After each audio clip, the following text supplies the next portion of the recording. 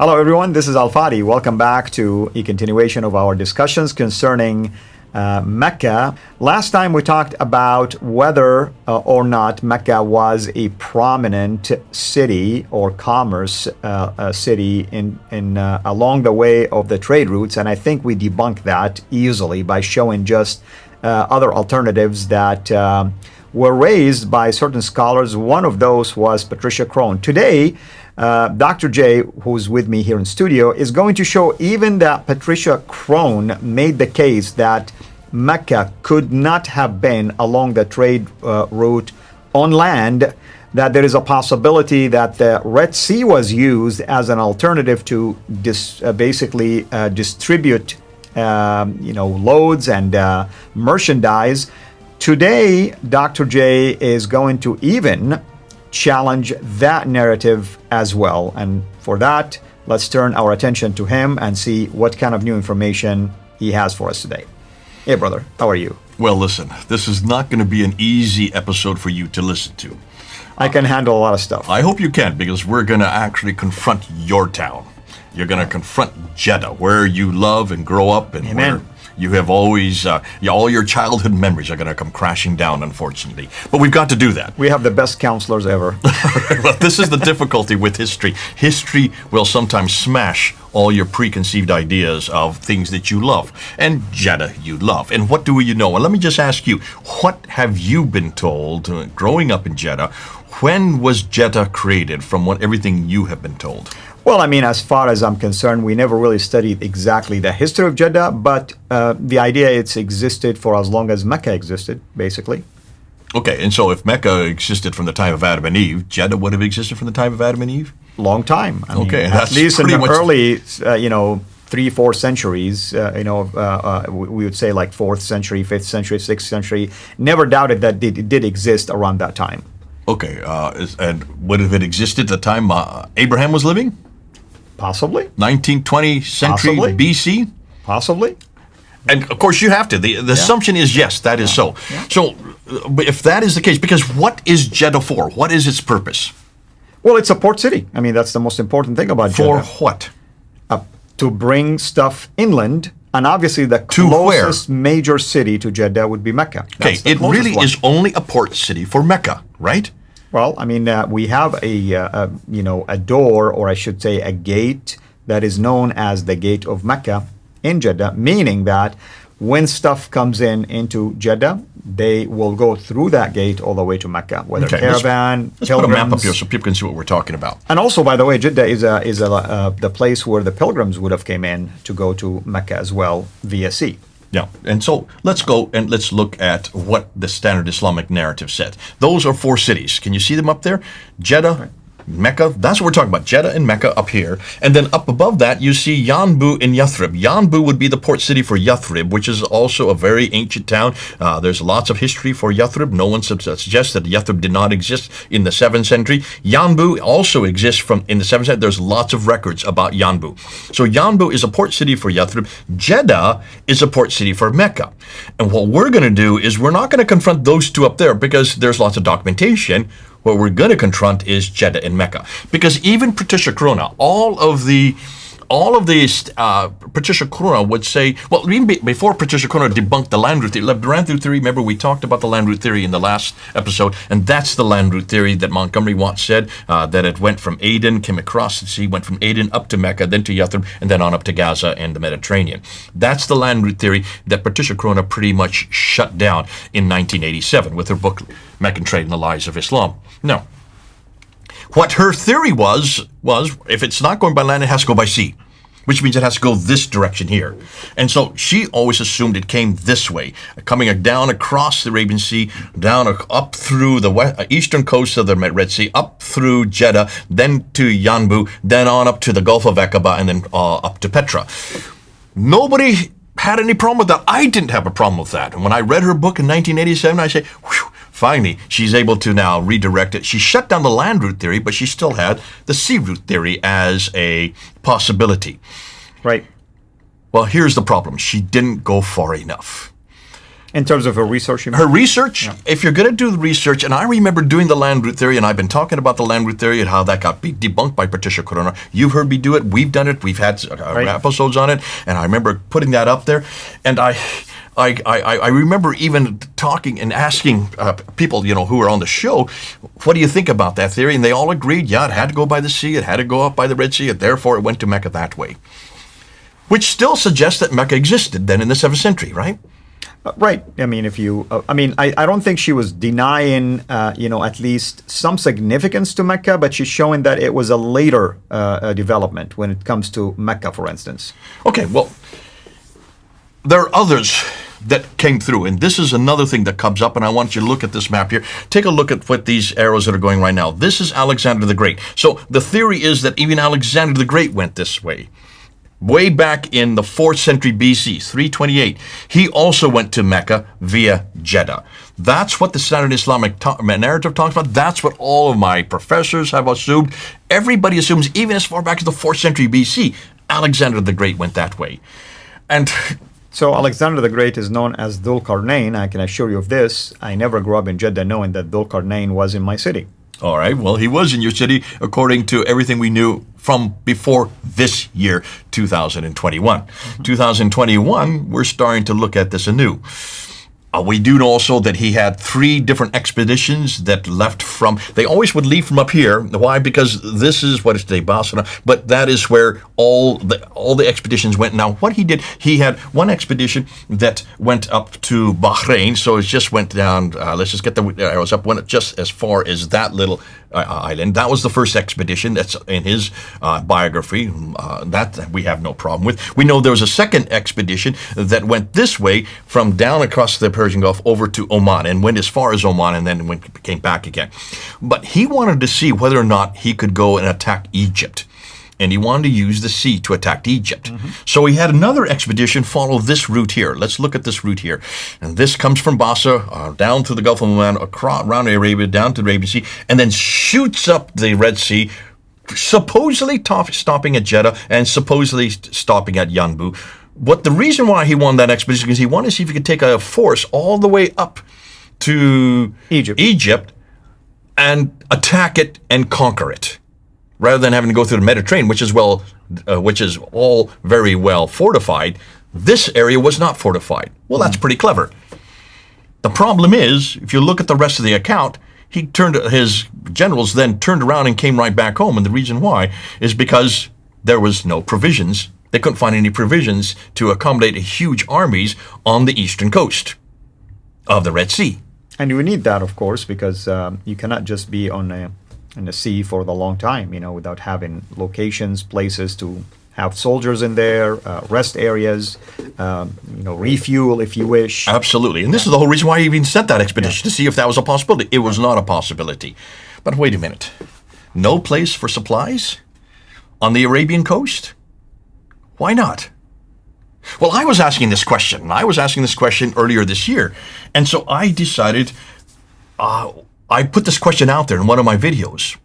And this is the great thing about YouTube. One thing I love about YouTube, which Patricia Crone did not have at her disposal. When she was doing her research back in the 1970s and 1980s, she only had Michael Cook and her and maybe 2 or 3 others who were there at School in Oriental and African Studies who would talk about this. See, with YouTube, we don't just have 3 or 4 people we can knock heads together. We have hundreds.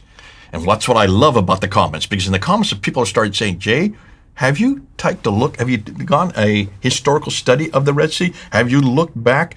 And I remember I talked about Jeddah being from the 2nd century BC, and I knew it was from the 2nd century BC because I went to Wikipedia, and Wikipedia says that it was the earliest records we have of Jeddah is 2nd century BC. So I put that up there. Man, did I get hammered. This is back in February, March of this year. Hammered by people that know that there is other data that contradicts what you're saying, and they wanted to alert you to it. Well, no, they were kind of laughing at me because I was using Wikipedia. They said, you don't use Wikipedia as your source. You can do better than that, Jay. And I said, I hadn't thought about that. I always thought that you use Wikipedia for historical material, and if there was a dispute, it would say there's a dispute. There was no one disputing this. But this. they give you sources in Wikipedia, on all So I went back to look at the sources. Yeah. Guess where the sources were for 2nd century BC? There were two Islamic sources from two gentlemen that were living in 1500 AD. Okay, I can see that now. 1500 AD. This is 800 years, or the 15th century AD, sorry, for 1400 AD. This is 800 years after Muhammad was born. That's the source for Jeddah. And I said, why didn't I see that? So I went back to my team and I said, look back to my researchers. I have a whole research team that does research for me. And within a day, I was told to go back to my old professor, Dr. Gerald Hotting. Dr. Gerald Hotting, I studied under when I was there at the School of Oriental and African Studies. And he was the one that has probably written the best book on the Red Sea, and he has also written on Jeddah. Mm-hmm. And this is what I found when I went back to Dr. Gerald Hotting. The reason why they didn't go up the Red Sea on the eastern side, or the Arabian side, is because they were on the wrong coast. You don't go up the Arabian coast. To understand that, we need to look at a map of the Red Sea from space using a topography camera. So actually, this is what you can get from, I'm just getting this you can get this off of Google. You know, that when you do Google, you either have a map or you have the topographical terrain. Taking a look at that, and this is somebody that came up to me back in 2013, Charo Zazzaro, actually referred to this. So we're talking about almost 8 years ago. This was already brought up as an argument. When you look at the Red Sea, you will notice that there is a channel. Can you see the channel there?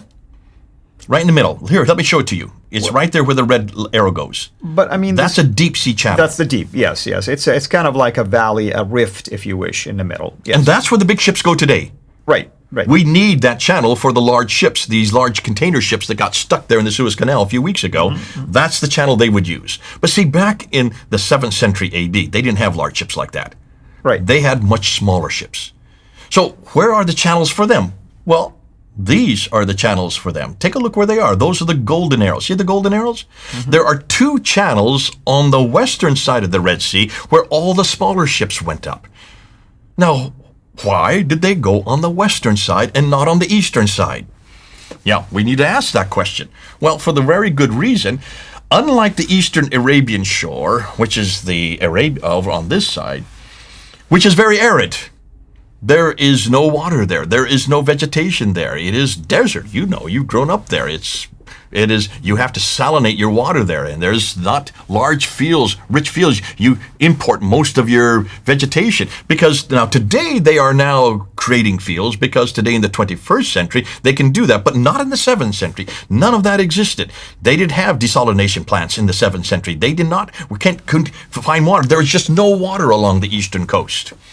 So there were not large populations. If there's no water, there's no vegetation, there are no people. But that's not the case for the western coast of the Red Sea. The African coast was very fertile. The African coast did have water. If you have water, you have vegetation. You have vegetation, you have people. You understand that. Everybody understands that. So the west coast had easily accessible ports. And we know their names. Now, this is my material. This is what I'd realized that I needed to do some research. So I went back and said, well, hold on a minute. If the channels are on the western coast, then there should be some historical evidence for that. And that was my next question to you. What evidence are there to support this? This is where you have to go back and do some historical sleuthing. So I went back there and I said, okay, let's see what we can find. And this is what I found. When you look at the archaic cities that existed on the Red Sea, except for Yanbu on the eastern coast, there is nothing else except way down here in the Hadmat area. There are ports down here, along with Aden. But there's nothing else from Aden almost all the way up to Yanbu, and certainly no Jeddah. What we do find are these ports. Let's take a look at them. So the first one is Asab, which is in today Eritrea. And it can be traced, it has documentation that goes all the way back to 246 BC. Is that before Muhammad? Is that before Islam? Of course. Obviously, that's the 3rd century BC. Mm-hmm. There's another port. This is Agilis. This is what Patricia Crone referred to because she found document after document on the western coast of India that had their names on it. It had their references. It had receipts from Agilis. Agilis was well known. From 79 AD, it was well known. Does that predate Islam? Absolutely. Absolutely. Then we had another one in this time Sudan called Suakin, 170 AD. Does that predate Islam? Of course. And Muhammad and the Quran? Yes. Bingo. And then in Egypt, we have two ports, one called Berenice, which is 275 BC, and then the last one is Safaga, 282 BC.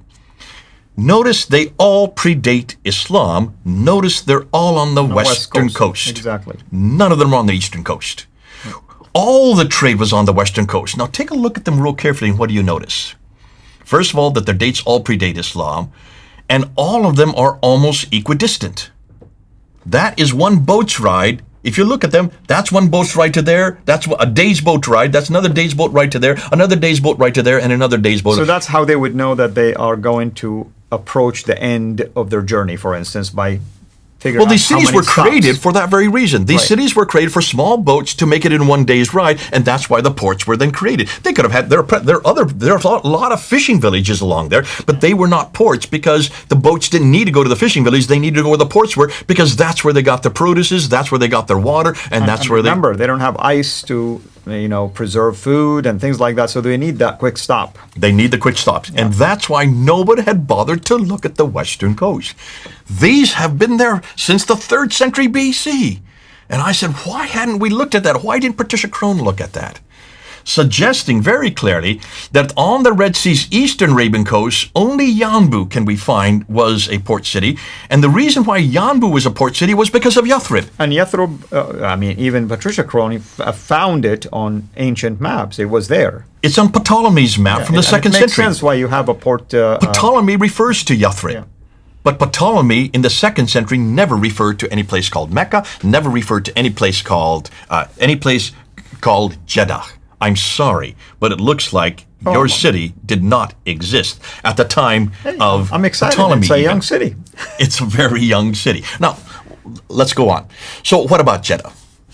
As a port city for Mecca, we started this. We've got to come back to this. This is going to be hard for you to hear, so you can either go back and shut your ears off, and just go and take a coffee break if you want to. But we've got to talk about Jeddah, and that's why I went to Gerald Hotting. Gerald Hotting has been so good for us because he said very clearly that Jeddah did not exist until the 8th century. AD, Was not it in BC, a book or an but AD. article that he wrote? It's his article. It's his book. It's his book that he's written about the 1st century. He talks about the 1st century Islam, Okay. and he mentions very clearly. Now, why hadn't I read that? Why didn't the rest of it? But he didn't know that the trade. He didn't talk about the trade, and neither did Patricia Crone talk about the trade that went prior to the 8th century AD.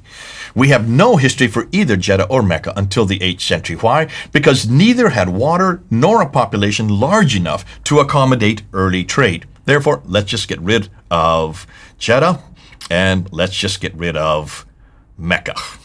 Yeah. And Let me just replace it with what? Because here's the problem. If you don't have Mecca, if you don't have Jeddah, what happens to Islam?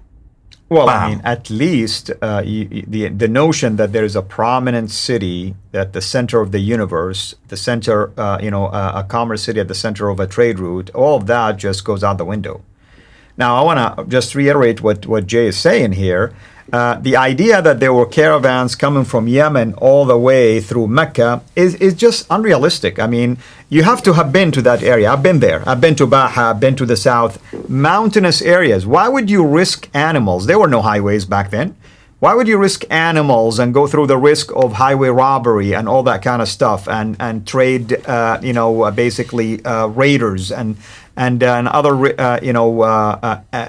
risk elements that will enable others to steal your stuff, or maybe the animals will die, or you yourself can suffer, and so on and so forth if you are the travelers.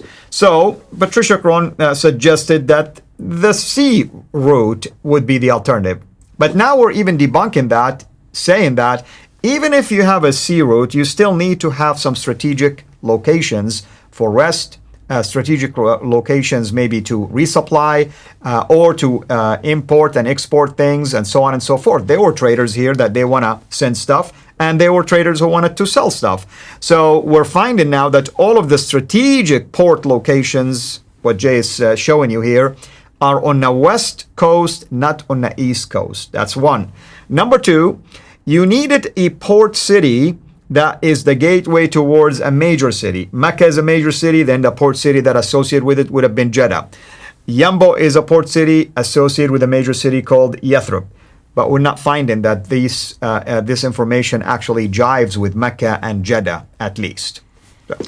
There you go. So not only has now Patricia Crona debunked Mecca as a land route, we this year have debunked Mecca as a sea route.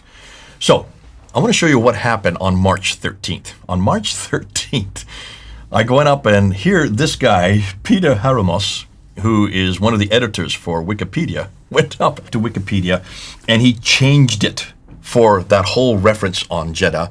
The Danish one, he changed it. And then the next day he changed it for the English one. Because he realized that that was erroneous material. This is the impact that we have on YouTube. We're even changing Wikipedia and upgrading it and bringing it up to What scratch. you're saying is we are eradicating fake news with real news. There you go. This is exciting because it's happening in just the last few months. And if we can change history just by looking at history, we're not only changing history, we're debunking Mecca. And if you debunk Mecca, you debunk Islam. Islam is absolutely dependent on three things: on one book, one man, and one place. Right now, we're debunking the place. And we're debunking it historically, and we're also debunking it geographically. And brother, I mean, I know some people might ask about Gerald Harding's basically book or article. How do you spell his name in case they want to... Hawting. Okay. Gerald, Gerald, Hawting, Hawting. Yeah. We are in the business of debunking. That's why we drink a lot of coffee, because we need a lot of we caffeine are to do mythbusters. that. Amen to that. Well, thank you everyone for joining us. We welcome, of course, your comments, interaction, just like the example that Jay just showed from one of the editors of Wikipedia, you said? We need interactions like this, because we're not really in the business of creating fake news. No. We're telling you, hey, last time we said this, we discovered new material, and now we are showing you that the new material even contradict whatever has been said about certain areas. Now, even if the new material goes against what we have concluded last time, it's okay with us. We're researchers, right? I mean, we want to be fair, we want to be honest, and we want to present to you the facts, and you still have a responsibility to go and inspect what we're sharing with you. I mean, I tell people this: you are without excuse anymore. I mean, Patricia Crona didn't have YouTube, but you have YouTube. You have internet. You have access to online libraries. You can do that research. You find something that still challenges this narrative that we're sharing with you, send it our way. We will examine it. And if it is worthy to be discussed, we will bring it to the forefront because we have no agenda. All our agenda is to share the truth and things that help you, especially as a Muslim viewer right now, wake up from the deep sleep. I was in that deep sleep for the longest time of my life, and I also didn't have YouTube, and I did not have Google, and I didn't have websites to help me. You have that now, and you're without excuse to say that you are still insisting that the standard Islamic narrative is true. It is not. That I can assure you. Thank you for watching. Until next time, have a blessed day.